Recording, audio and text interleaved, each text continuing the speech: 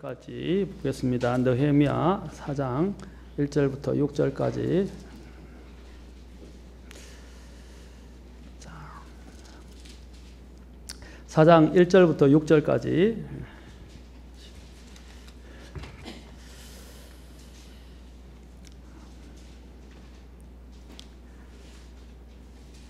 다 찾은 줄 알고 같이 함께 봉독하겠습니다. 시작. 그러나 산발랏이 우리가 성벽을 건축한다는 것을 듣고는 노하고 크게 붕괴하며 유대인들을 조롱하고 자기 형제들과 사마리아의 군대 앞에서 말하여 이르되 이 미약한 유대인들이 무슨 일을 하는가? 그들이 스스로를 견고하게 하려는가? 희생물을 드리려는가? 하루의 일을 끝내려는가? 불탄 쓰레기 더미에서 돌들을 꺼내어 되살리려 하는가 하였더라. 이제 암몬 족속 도비아는 그의 곁에 섰다가 이르되 여호가 올라가서 그들이 건축하는 그것 즉 그들의 돌 성벽을 무너뜨리리라 하였더라. 오 우리 하나님이여 들으시옵소서. 우리가 멸시를 받나이다. 그들의 모욕을 그들의 머리 위로 돌리시며 그들을 넘겨주사 포로로 잡혀가는 땅에서 탈취물이 되게 하시고 그들의 불법을 덮어주지 마시며 주 앞에서 그들의 죄를 지우지 마시옵소서. 그들이 건축자들 앞에서 주의 분노를 일으켰나이다. 이와 같이 우리가 성벽을 건축하여 온 성벽이 함께 연결되고 높이가 그것의 절반에 미쳤으니 이는 백성에게 일하고자 하는 생각이 있었기 때문이라. 아멘. 주님 오늘 시간 또한 이 시간을 높이시고 또 주님께서 이 시간을 통해서 주님이 원하시는 뜻대로 우리들을 인도해 주옵소서. 그리고 우리의 마음을 특별히 여셔서 우리가 말씀을 놓치지 않게 하시고 말씀에 귀를 기울이게 하시고 또 들었다면 말씀을 깨닫고 순종하도록 도와주옵소서. 또 이 말씀을 통해서 또 주님께서 우리 안에 역사하셔서 주님이 원하시는 뜻을 이루실 뿐 아니라 주님의 역사가 우리 교회를 통해서 또 일어날 수 있도록 또 이 시간 역사해 주시기를 원합니다. 주님 이 모든 것을 주님께 의탁하오며 예수님의 전함을 받도록 기도합니다. 아멘. 앉으시겠습니다. 자, 우리 하나님의 역사에는 항상 적들이 도사리고 있다라고는 제목으로 지금 제가 세 번째 여러분에게 말씀을 전하고 있습니다. 느헤미야는 적대 세력들과 대면하고 있습니다. 자, 이것은 여러분들이 기억해야 할 것은 이것은 비록 유대인이 성벽을 세우는 문제와 관련이 있는 것뿐 아니라 이것은 하나님의 교회를 세우는 문제와 관련 있고 앞으로 하나님의 하늘에 하나님의 교회가 있어요. 이제 그것을 우리는 일명 보이지 않는 교회라고 말하고 있고 또 이것은 영적인 교회라고 말합니다. 이 보이지 않는 교회 또 이것을 다른 분들은 우주적인 교회라고 이야기하는데 어떤 지역교회를 이야기하는 분들이 너무 지나치게 강조하다 보니까 하늘에 있는 그 교회를 무시하고요. 하늘에는 하나의 교회가 있어요. 성경의 지역교회는요. 갈라디아 같은 경우는 갈라디아에 있는 교회들 그렇죠? 또 유대에 있는 교회들 그 교회들을 지금 복수로 이야기를 합니다. 그 지역교회를 자꾸 강조하다 보면 그 지역교회들이라고 복수되어 있는데 그들이 하나의 교회를 대변하는 건 아니에요. 그 교회들이 다 나중에 하늘에서 한 교회를 이룹니다. 한 교회를 이루고 있고 그 교회를 지금 하나님이 지어가고 있어요. 그 교회가 앞으로 서게 될 것인데 이제 그것은 예수님이 올 때 완성될 겁니다. 예수님이 오실 때 완성되는데 그 완성되기 전까지는 우리가 이 땅에서 그 교회를 만들어가는 데 있어서 수많은 영적인 싸움이 있다는 것입니다. 그러나 그 교회가 하늘에 교회가 있기 때문에 이 교회도 그렇고 저 교회도 아무 교회나 다 하나님의 교회라고 이야기를 할 수는 없어요. 왜 그러냐면 우리는 하나님께서 이 땅에 각 지역교회를 주셨고 이 교회 저 교회가 다 물론 하나님 앞에 하늘에 있는 한 교회에 나중에 소속되고 또 그 교회에 다 들어가게 될 거지만 그러나 이 땅에서 하나님이 주신 것은 지역교회예요. 그래서 사도 바울이 이 땅에서 다니는 곳곳마다 지역 교회를 세우고자 했습니다. 그 지역 교회들이 나중에 다 모여서 하늘에서 한 교회를 이루게 될 것입니다. 히브리에서는 그것은 하늘의 장자들의 그렇죠? 처음 난 자들의 교회라고 이야기합니다. 처음 난 자들. 그래 주님 안에서 처음 난 자들, 곧 모든 구원받은 사람들이 다 한 교회를 이루게 될 것입니다. 그러나 지금 이 땅에서는 또 우리가 지역 교회를 세워야 합니다. 그리고 지역 교회 또한 주님께서 구성하게 하셨고 지역 교회를 통해서 또한 하나님의 일들을 하도록 각 지역의 교회들을 세우셨습니다. 그 지역 교회를 세우는데도 오늘 이 유대인들이 성벽을 세우는 일과 관련된 똑같이 지역 교회들에도 이런 영적인 문제들이 항상 있어요. 항상 적들이 도사리고 있고 그것을 방해하려는 세력들이 있다는 사실입니다. 우리는 이런 적대 세력들과 항상 대면해야 합니다. 그리고 싸워야 합니다. 그들은 또한 먼저 하나님의 교회를 세울 때 지난번에 이야기했지만 조롱으로 다가온다 그랬습니다. 조롱을 통해서 다가옵니다. 하나님의 일들을 하는 것들을 조롱합니다. 두 번째로는 또한 그들은 더 나가서 조롱으로도 안 되면 무력을 써서 또 수많은 음모와 방해로 위협을 합니다. 방해와 위협으로 다가옵니다. 그럼 무력을 쓰려고 합니다. 이게 사도행전에 있는 전의 모습과 비슷하다고 제가 말씀을 드렸습니다. 이때 이런 여러 가지 어려움이 있을 때 느헤미야는 첫째 무엇을 했다고 그랬습니까? 그들을 대응하려 하지 않고 기도로 하나님께 먼저 나아갔다고 말씀드렸습니다. 먼저 기도하라는 것입니다. 하나님께 맡기라. 그 다음에는 어떻게 했다고 그랬어요? 계속 파수꾼을 세우고 계속 자신들이 하는 일들을 중단하지 않고 그 일들을 계속했다는 것입니다. 제가 말씀드렸죠? 기도만 하면 되는 게 아니에요. 기도하고 우리가 할 수 있는 이들은 최선을 다해야 돼요. 그렇죠? 하지 않고 기도만 한 것은 잘못된 일입니다. 그런데 이제 문제는 뭐냐면 바깥에 있는 적들의 이제 문제에서 이제 그 적들이 안으로 들어오기 시작합니다. 안으로 들어오기 시작해서 이제 지난 시간에 살펴봤지만 이 내부적으로 이제 무슨 문제가 일어납니까? 적들의 이런 여러 가지 위협과 이제 적들이 죽이겠다. 이제 그들을 다 점령하고 공격하고 그들의 모든 것들을 다 뒤엎어지게 만들겠다고 위협을 하게 되니까 그들의 마음속에 뭐가 들어왔어요? 낙심이 찾아오게 되고 사기가 저하되고 낙심이 10번이나 와서 이야기했다고 그랬죠. 여러 번이나 와서 4번, 5번이에요. 5번이나 와서 계속해서 성가시게 이야기하니까 그들 마음속에 낙심이 일어나기 시작했습니다. 그리고 시리에 빠지게 돼서 그들이 이제는 더 나아가서 이제는 못하겠다. 우리가 성벽을 건축할 수 없다라고 이야기한 것입니다. 그리고 그 유대인들이 심지어는 이제 더 나아가서 10번이나 우리에게 이르기를 이렇게 말하고 있습니다. 4장 12절에 10번이나 너희가 어디서 떠나 우리에게 돌아오려고 하든지 그 모든 것에서부터 그들이 너희를 덮치라. 여러분 나쁜 이야기를 한 번 하면 괜찮은데 계속 반복적으로 이렇게 하면 괴롭히면요 사람의 마음이 흔들려요. 그렇죠? 그럼 마찬가지로 우리가 이러한 적들이 계속해서 우리에게 이런 공격을 통해서 이야기하게 되면 이제 마음이 자꾸 낙심됩니다. 근데 낙심되는데 낙심만 되면 문제가 아닌데 그 안에서 어떤 일이 납니까? 불평이 나오기 시작합니다. 불평이 나오기 시작해요. 우리가 성벽을 건축할 수 없다라고 낙심할 뿐 아니라 이제 우리가 다 이제 앞으로 일을 거치게 되고 그들이 우리를 죽이게 될 것이라고 이야기하는 거예요. 그리고 그들이 우리를 덮칠 것이라고 말합니다. 우리 안에 이제 문제가 이들 안에 생기기 시작했습니다. 우리도 하나님의 일을 하게 될 때 바깥에서 일이 이제 우리 안에서 생기기 시작합니다. 아까 이게 사탄의 모습이에요. 사탄이 외부적으로 위협하다가 안 되면 이제 내부적으로 들어와서 사람들을 격동해서 사람들 마음속에 낙심과 심지어는 이제 불평이 일어나게 만듭니다. 그리고 더 나아가서는 어떤 마음이 일어나게 합니까? 두려움이 일어나게 만듭니다. 낙심과 불평뿐 아니라 이제는 두려움이 있게 만든다는 것입니다. 그러나 그런 적들의 여러 가지 위협과 또 여러 가지 이런 내부적인 문제가 있을 때 느헤미야는 어떻게 했습니까? 마음이 흔들리지 않았습니다. 그들의 그런 불평과 외부적인 위협에 어떻게 대해서 귀를 닫았어요.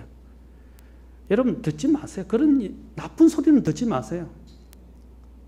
우리가 해야 될 많은 일들이 있어 서로를 세워가고 격려해야 되는데 격려하지 않고 다른 사람을 비난하고 계속 깎아내리고 또 불평하고 이렇게 하면 아무런 힘을 낼 수가 없어요. 오히려 사기가 더 저하되고 적들이 더 좋아하게 됩니다.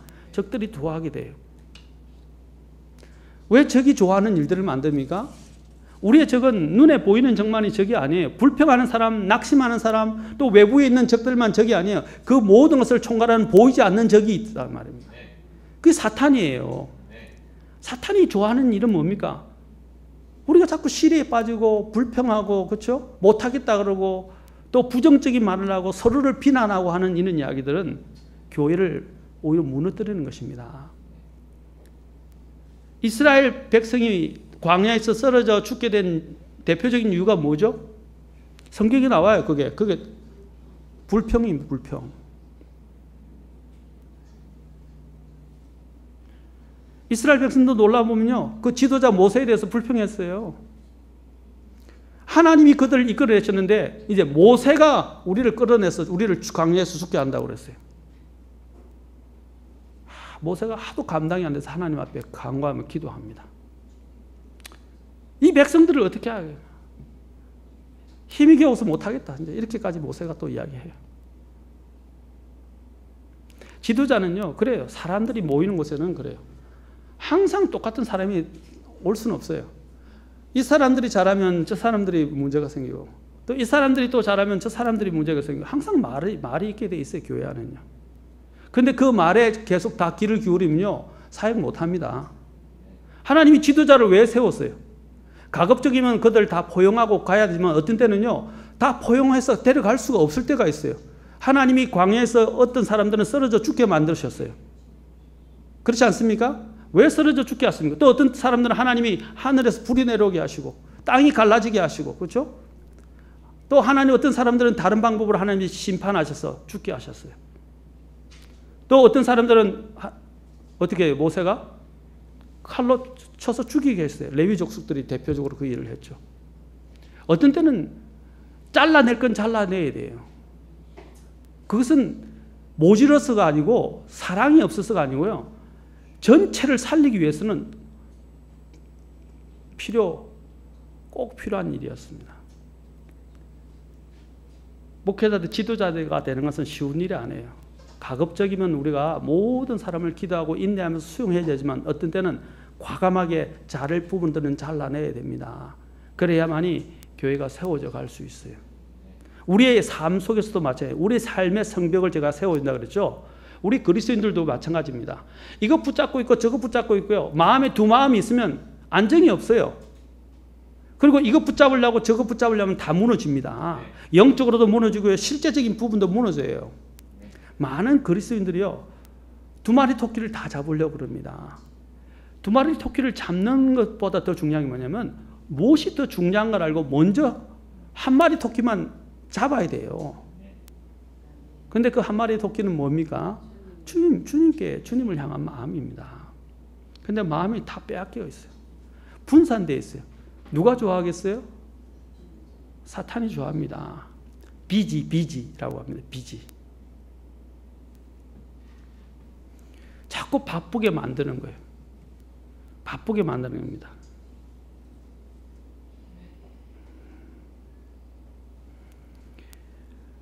우리가 주님의 일을 할 때 어디에 초점을 맞춰야 될지 해야 되고, 아까도 말씀드렸지만 느헤미야가 기도했으며 그들이 말한 말에 귀를 닫았습니다. 그런 말을 듣지도 않았어요. 여러분도 온갖 소리들이 들어옵니다. 그게 귀를 기울이고 그게 다 신경 쓰면 여러분 진이 빠지고 낙심해서 아무 일도 못해요. 주님만 바라보고요, 나의 도움이 주님에게서 오는 겁니다. 주님만 바라보고 귀를 닫으세요. 닫을 건 닫으세요. 그리고 주님께 맡기세요. 맡기다 보면 또 많은 또 오욕이지만 주님이 해결해 주실 거예요. 때로는 고난을 당할 수 있어요. 그러나 그거는 감수할 필요가 있어요. 주님이 허락하셨기 때문에 감수하실 필요가 있어요. 우리를 훈련시키기 위해서, 더 강한 사람으로 만들기 위해서 주님이 때로는 그런 것들을 허락하실 때가 있다는 사실입니다. 그래서 느헤미야가 그들이 제안이었을 때 어떻게 했어요? 가지 않았잖아요. 나중에 다음 시간에 나옵니다. 가지 않았어요. 거절했어요. 그리고 어떻게 했어요? 오히려 귀를 닫고 파수꾼을 세우고 기도하고 귀를 닫고 파수꾼을 세우고 그 다음에 어떻게 했어요? 자신들에게 맡겨진 그 일들을 계속 해왔다는 것입니다. 한 손에는 전쟁 무기를 들고 한 손에는 도구들을 들고, 공사하는 도구들을 들고 양쪽을 보면서 살피면서 일했다. 우리 이것이 그리스도인의 자세예요. 영적인 일을 하는 사람들 뭡니까? 한쪽에는 영적인 무기를 들고 항상 대비해 있어야 되고, 한쪽에는 뭡니까? 하나님이 주신 본연의 일들을 신실하게 계속 해야 합니다. 중단하지 말고 해야 돼요. 근데 문제는 뭐냐면 이들 안에 두려움이 들어오기 시작했다는 거예요. 두려움이. 그러나 느헤미야가 뭐라고 말합니까? 4장으로 가고 4장 다시 가서 보십시오. 4장 18절부터. 자, 건축자들이 각각 자기 옆에 칼을 찬 채 그렇게 건축하였고 나팔 부는 자는 내 곁에 있었느니라. 보십시오. 여기 또 어떤 사람이 서 있습니까? 칼을 찬 사람이 또 전문적으로 있었지만 또 그 일하는 사람이 두 가지 무기를 다 갖고 있었죠. 도구를. 칼과 전쟁 무기와 일할 수 있는 도구를 갖고 있었고, 어떤 사람은 또 칼을 차고 있었고, 어떤 사람은 또 어떻게 해요? 그들의 경고를 할 수 있는 파수꾼으로서 나팔을 가지고 느헤미야 곁에 있었습니다. 19절, 내가 고귀한 자들과 치리자들과 백성의 남은 자들에게 이르기를 그 일은 크고 광대하여, 참 이 일은 정말 큰 일이에요. 교회를 세우는 일이 적은 일이 아니에요. 자, 그래서 우리가 성벽 위에서 서로 멀리 떨어져 있으니, 자, 그래서 뭐가 필요한? 나팔이 필요한 거예요. 너희가 어디든지 나팔 소리를 듣거든 거기로 모여서 우리에게로 나오라. 자, 그런데 뭐라고 말합니까? 느헤미야가 우리가 우리의 일을 순종하면서 계속하고 그 다음에 기도하고 맡기면 누가 싸운다고요? 우리 하나님께서 우리를 위하여 싸우시리라. 아멘. 하나님께서 우리를 위하여 싸우시리라.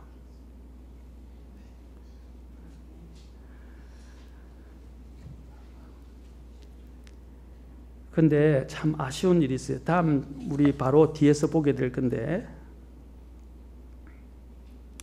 13절과 15절에 보면 이 하는 일이 잠깐 멈추어지게 되는 걸 보게 됩니다. 이게 뭡니까? 바로 적이 원하는 일이었어요. 그 공사가 중단되기를 원했던 것입니다. 그런데 그럼에도 불구하고 느헤미야는 그들의 계획이 성공하도록 놔두지 않았습니다. 그는 일을 멈추기를 원하지 않았고 또 멈추게 하지도 않았습니다. 이런 상황에서 느헤미야는 계속해서 성에 파수꾼을 세웠고 백성들에게 두려워하지 말라고 오히려 격려하는 것을 보게 됩니다. 두려워하지 말라. 그리고 더욱더 해서 양손에 무기와 도구를 들고 또 나팔을 든 사람을 세우면서 일을 했다는 사실입니다. 이제 더 나아가서 또 한 가지 더 우리가 일을 하는데 방해되는 게 뭐예요? 오늘 지금 벌써 4가지를 제가 말씀드렸습니다. 오늘 한 가지 더 보겠습니다. 이기심입니다. 이기심이에요. 5장은 특히 이 이기심에 대한 문제를 다루고 있습니다. 3장에서도 잠깐 언급돼요. 그런데 5장에서 이것을 언급합니다. 특히 느헤미야 3장 5절 잠깐 언급한 것을 봅시다. 느헤미야 3장 5절. 자, 느헤미야 3장 5절을 보면요.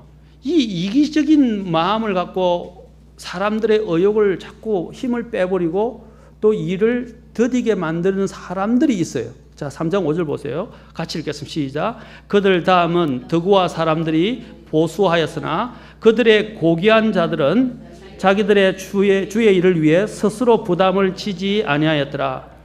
여기 보면 드고와 사람들이 보수하였으나 이제 그들의 누구를 했어요? 유대인들의 고귀한 자들. 잘 보세요. 어떤 사람들요? 고귀한 자들이라고 되어 있어요. 근데 그들은 뭐라면 주의 일을 위해 스스로 부담을 지지 않았다. 이 말이 뭐냐면 영어를 보면 참 재밌어요. 여러분 영어 킹제임 성경 혹시 있다면 죄송합니다. 영어 킹제임 성경은 참 재밌는 표현을 합니다. 여기 보면 put not their necks to the work of their Lord. 무슨 뜻이냐? 그들의 목을 주님의 일에 내놓다는 뜻도 있지만 주님의 일에 전적으로 매달리지 않았다는 거예요. 목을 내놓지 않았다 이 말이에요. 그 말이 뭐냐면 그 일에 전적으로 그냥 매달리지 않는 거예요. 마치 못해서 흉내만 내거나 아니면 생색 내거나 아니면 그냥 잘 안 하는 거예요. 협조를 잘 안 하는 거예요. 여기 보면 고귀한 자들이 그래서 스스로 부담을 지지 않았다고 지금 번역되는데 이 말을 정확하게 얘기하면요. 그들이 정말로 그 일들에 들여지지 않았다는 걸 말해줍니다. 어떤 자들이요? 고귀한 자들. 이 참 교회에 보면 재밌는 일들이 있어요. 교회뿐 아니라 여러 군데도 마찬가지예요. 우리가 이런 말 하죠. 가진 자들이 더 독하다. 또는 가진 자들이 더하다. 이런 말을 합니다. 그런 말이 사실이에요. 여기서도 마찬가지예요. 오히려 고귀한 자들이 그들이 정말로 더 열심히 자신들을 드리지 않았어요. 고귀한 자들, 우리가 말하는 소위 정치가들, 경제가들, 귀족들과 같이 가진 자들, 권력자들을 가리키는 말입니다. 사실 보면 그런 위치에 있는 자들이 더 하지 않는 거예요. 더 열심히 하지 않는다. 교회에서 특별 헌금할 때도 보면요. 어려운 사람들이 힘에 지나도록 주님께 드리는 걸 볼 수 있습니다. 오히려 다른 사람보다 훨씬 윤택하고요. 더 성공하고 더 나은 위치에 있거나 더 가진 자들이 오히려 안 드리거나 덜 냅니다. 여기서 이야기해 주고 있어요. 제가 전에도 말씀드렸 전에 있는 교회에서도 마찬가지예요. 항상 보면요. 기대하지 않은 사람에게서 정말 더 어려운 사람들이 주님께 더 많이 드리더라고요. 계산 없이 드려요. 오히려 다른 사람보다 훨씬 윤택하고 더 성공하고 더 나은 위치에 있거나 더 가진 자들이 오히려 안 드리거나 덜 냅니다. 더 많이 가졌는데 더 많이 계산을 해요. 어떤 때는 생색내기로 그칩니다. 주님은 부자들에게서 사실 기대하지 않으세요. 성경 전반이 그걸 말씀하고 있어요. 주님께서는 우리 주님은요, 죽어서 부자들과 함께 묻히셨지만, 살아생전에는 부자들과 함께 하신 적이 없으세요. 왜냐하면 부자들의 생리를 잘 알고 계시거든요. 오히려 체리들과 창녀들과 가난한 자들과 병든 자들과 겸손하고 순수한 자들과 함께 하셨습니다. 가진 자들이 더 이기적이에요. 보면 되게. 가진 자들 전부를 매도하는 건 안 그런 분들도 계세요. 그럼 참 훌륭한 분이죠. 정말 훌륭한 분이죠. 훌륭한 거죠. 그런데 대개 보면 성경도 그렇게 말하고 있어요. 주님도 그렇게 말씀하셨어요. 마태복음 19장 24절, 마가복음 10장 25절, 누가복음 18장 25절, 사복음서 중에 세 복음서에서 이 말씀을 주님이 계속 말씀하십니다. 낙타가 반일 길을 지나가는 것이 부자가 하나님의 왕국에 들어가는 것보다 더 쉬우니라. 왜 주님이 이 말을 하셨겠어요? 부자에 대한 근본적인 주님의 중심을 보고 계시기 때문입니다. 부자 청년이 주님께 왔을 때 모든 십계명은 다 지켰나이다 했을 때 내 재산을 팔아서 가난한 자에게 나눠주고 나를 따르라 했을 때 그가 어떻게 했어요? 마음에 막 굉장히 무거워져서 얼굴에 슬픔이 가득한 채 떠나갔어요. 주님이 그보고 따르라 그러셨어요. 주님이 따르라고 한 사람 몇 사람 없습니다. 그런데 어떻게 해요? 돈 때문에 눌려가지고요. 근심에 쌓여서 주님을 떠나가서 더 이상 오지 않습니다. 주님을 따르지 않았어요. 그의 신은 돈이었어요. 그가 마지막으로 쥐고 있는 것이 돈이었는데 그 돈이 주님을 섬기고 따르는 것보다 더 중요했다는 말입니다. 주님이 또 말씀하셨어요. 너희가 하나님과 만몬을 동시에 겸하여 섬길 수 없다고 말씀하셨어요. 둘 중에 하나를 섬기라고 하셨어요. 누가복음 6장 24절에 보면 주님이 부유한 너희에게 화가 있을지어다. 너희는 이미 너희 위로를 받았도다 라고 말합니다. 그들은 돈으로 이 세상을 다 하며 살았기 때문에 너희 돈이 너희들이 보상한 것이고 너희 돈이 너희들을 위로한 것이니까 너희들에게 덜 줄 위로나 보상은 없다고 말씀하시는 거예요. 이 부유가 하나님이 허락하신 이 부유를 하나님 중심적으로 사용하면 참 귀한 일이죠. 그러나 대개 이 부유한 자들이 하나님 중심으로 살지 않는다는 거예요. 누가복음 14장 12절에 주님이 또한 말씀하십니다. 그 뒤에 그분께서 자기를 초대한 자에게 이르시되 너가 점심이나 저녁을 만들거든 내 친구나 형제나 친족이나 부유한 이웃을 부르지 말라 하셨어요. 그들이 또한 너를 다시 초대하여 내게 대갚을까 염려하노라. 그들은 돈으로 유세한다 이 말이죠. 돈으로 모든 걸 해결하려 한다. 그래서 주님이 부자들을 부르지 말라고 하셨어요. 부자들을 주님이 사랑하지 않으셔서 아니에요. 그들의 생리와 그들의 마음의 중심에 무엇을 붙잡고 있는가를 주님이 알고 계셨기 때문에. 교회 안에도 가장 큰 문제가 되는 게 뭐냐면 돈 이야기하는 사람이에요. 그건 돈으로 망할 겁니다. 그 돈 누가 주신 거예요? 하나님이 주셨어요. 저희 삶을 보면요, 우리 집 사람인데 그래요. 저희들이 정말 많이 드린다고 저는 생각합니다. 근데 감사한 게 뭔지 아세요? 집사람이 얼마 전에도 이야기하더라고요. 그만큼 우리가 주님께 더 많이 드리면 주님이 항상 축복해 주시지 않느냐. 생각지도 않는 것을 공급해 주시고요. 채워 주시고요. 그래요. 우리는 딱 내가 정해진 길만을 생각하거든요. 여기서만 뭔가 나올 거라고 생각하거든요. 근데 하나님 방법은 안 그래요. 그게 조지 뮬러가 살았던 삶이었어요. 그가 생각하는 데서 공급하지 않고 생각하지 않는 정말 기적적인 방법으로, 심지어는 엘리야에게 하나님 까마귀를 통해서 그에게 먹을 것을 날라다 주신 것처럼, 그렇죠? 하나님이 그렇게 역사하신다는 거예요.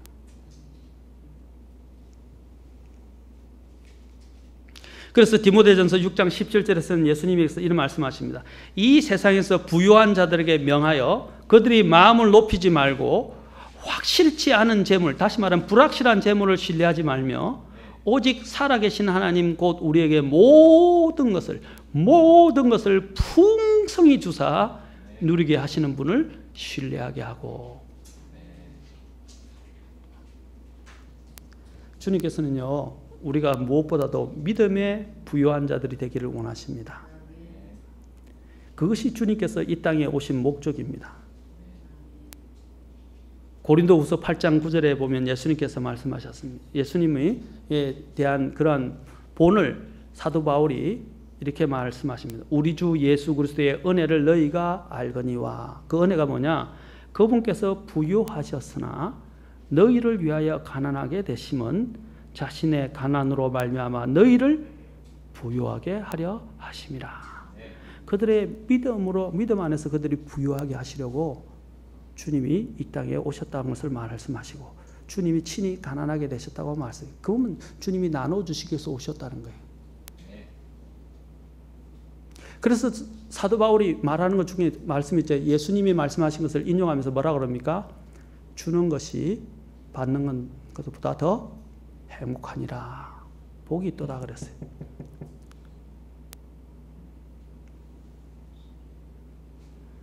주는 거는요, 조건을 달면 안 돼요. 줄 때는 조건을 달지 마세요. 주님께서 악한 자 그 비유를 드시면서 뭐라 했어요? 악한 자도 자기 자식에게 좋은 걸 줄 알거든 이라고 말씀. 악한 자도 자기가 사랑하는 사람에게는 좋은 걸 줘요. 그러나 이제 문제는 정말 줘야 될 사람에게 마음을 아끼지 않고 줘야 돼요. 그게 사랑하던 사람이든 사랑하지 않는 사람이든. 근데 우리가 그게 잘 안 돼. 인간은 감정이 너무 많아서 이 자꾸 감정적이고 판단에 의존을 하거든요. 우리가 그것을 가지고 살면요, 마음이 부유함 가운데서 아량 있게 살 수가 없어요. 자꾸 따지게 된다. 따지게 된다고요. 그리고 골로새서 2장 2절에 보면 또 주님이, 사도 바울이 이렇게 말합니다. 이것은 그들의 마음이 위로를 받고 사랑 안에서 함께 결합되어, 자 보세요, 깨달음에서 오는 충만한 확신의 모든 부유함에 이르며. 충만한 확신의 모든 부유함, 우리가 어디에서 부유해야 하는지를 지금 이야기하는 거예요. 사도 바울은 이것을 위해서 골로새 성도들을 위해서 기도했어요. 그리고 야고보서 2장 5절에 보면 또 이렇게 말합니다. 내 사랑하는 형제들아 귀를 기울이라. 하나님께서 이 세상의 가난한 자들을 택하사 믿음에 부유하게 하시고. 주님이 원하시는 게 뭐죠? 믿음에 부유한 사람이 되라. 예, 물론 이 땅에서 부를 가지는 것 제가 나쁘다고 말씀드리는 게 아닙니다. 부를 가지는 것 좋은 일입니다. 그거 참 좋은 일이에요. 그러나 부를 가지고 정말로 하나님께 드리지 못하고 또 그것을 사용해야 될 때 사용하지 못하는 사람들은요, 그건 악한 거예요. 주님이 그에게 허락해 주신 그것들을 사용할 줄 모르는 사람이에요.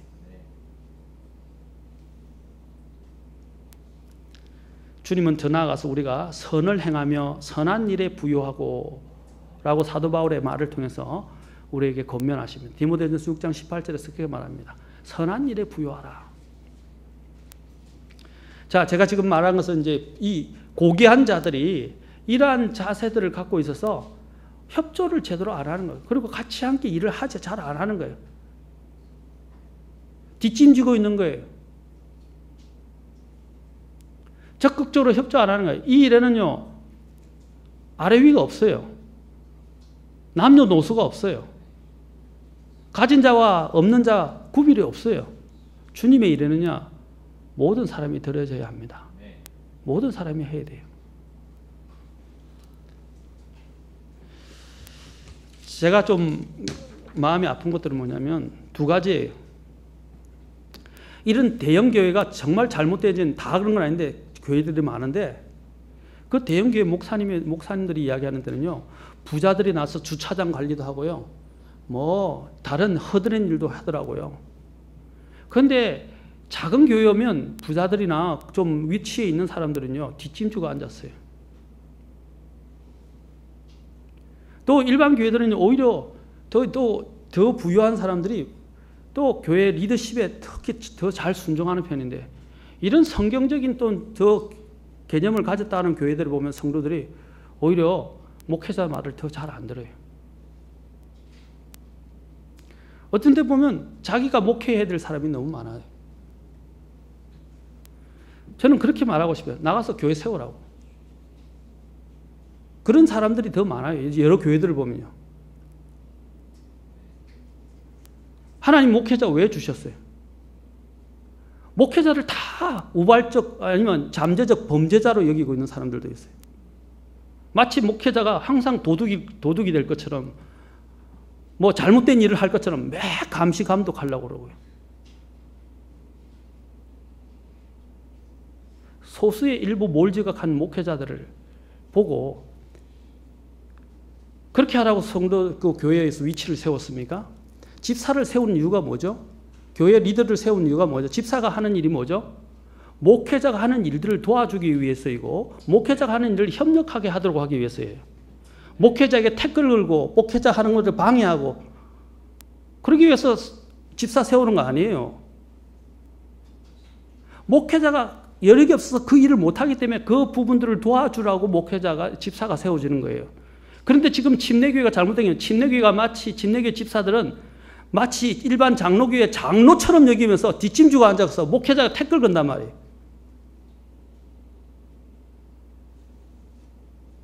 그거 잘못된 거예요.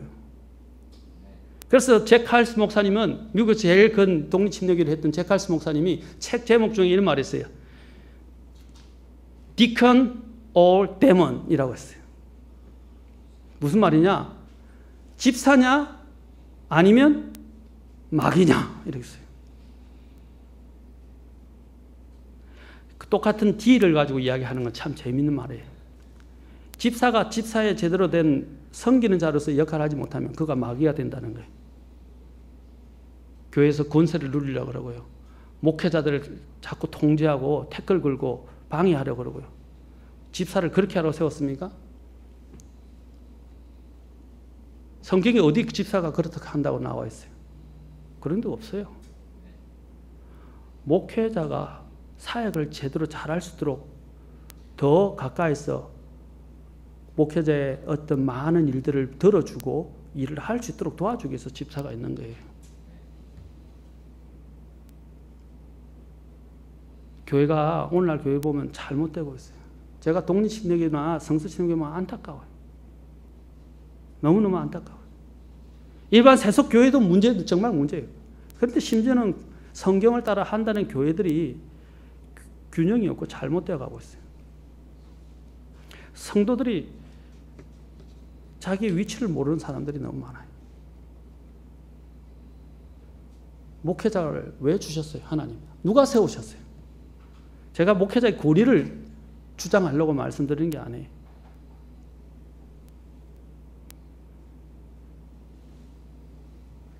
여러분들에게 다 교회에 일어나는 일을 다 이야기 안 해서 여러분들은 모르시는 부분이 많아요.